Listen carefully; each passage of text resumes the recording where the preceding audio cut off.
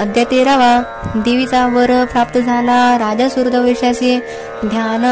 ओम बालसूर्या परी कांती चतुर्बाहू त्रिलोचना ध्यातो शिवदित्या हाती पाशांकुश वराभय. ओम ऋषिर्वाच ऐसे बोलिलो राजा देवी महात्मे उत्तम प्रभाव ऐसे देवीचा जगधारण ती करे. विद्युत्पत्ती तिचे हाती विष्णुमय भगवते तिचे साठी तुम्ही वेश मोहित अन्य लोक हे. आता मोहित सर्वत्र पुढे होतील मोहित त्या परमेश्वरीच्या जावे शरण राजिया आराधकाशी ती मोक्ष भोगी स्वर्गादी देत असे. मार्कंडेय वाच क्रोष्टके मुनी मेदवाचे राजा सूर्य कोणी त्या सुव्रताम सौभाग्य ऋषीस करिवंदना ममता राज्यच्युतीने होता खिन्न तीन नृप महामुने तया बोधे राजवेश नदी तटी अंबिका दर्शनासाठी तत्काल बैसले तपा. देवी सुक्त तपे वेश निमग्न तपसाधनी पूजते षोडश दोघे देवीचे मूर्ती मातीची.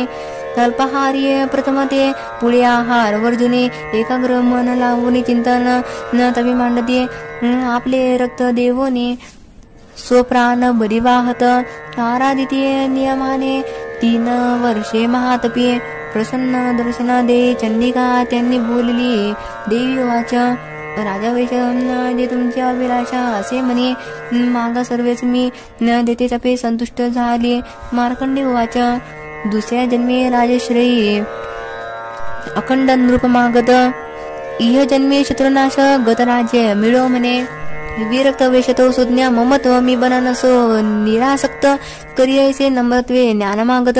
देवी वाच राजाल्पदिनी आता राज्य लाभेल ते तुझे शत्रू एक न राहील भोगशी स्थिर संपदा. तेथे मरता तू होशी विवस्वनास बालक सावर्णिक म्हणून नामे ख्यात होशी अपृथ्वीशी वैश्वर्या तुझ्या चित्ती न जो वर म्हणजे मागणे तो मी तुझं वर देते मोक्षार्थ ज्ञान पावशी. मार्कंडेय उवाच ऐसे वर दिले दोघा अभिलाषित देवीने भक्तिसूत्र ते करते. ऐकोनी देवी अंबिका अंतर्धान तिथे झाली. सुरत श्रेष्ठ क्षत्रिय सूर्याचा पुत्र होऊन सावर्णी म्हणून होईल. ऐसे असे देवीचे सुरत श्रेष्ठ क्षत्रिय सूर्याचे पुत्र होऊन सावर्णी म्हणून होईल. श्री अच्युतवीर गाया प्राकृतपणासाठी गाया श्री मार्कंडेय पुराणे सावर्णिक मनवंतरे देवी महात्मय. ओम श्री त्रयोदश अध्याय श्री कुलदेवता चरणार्पणमस्तु.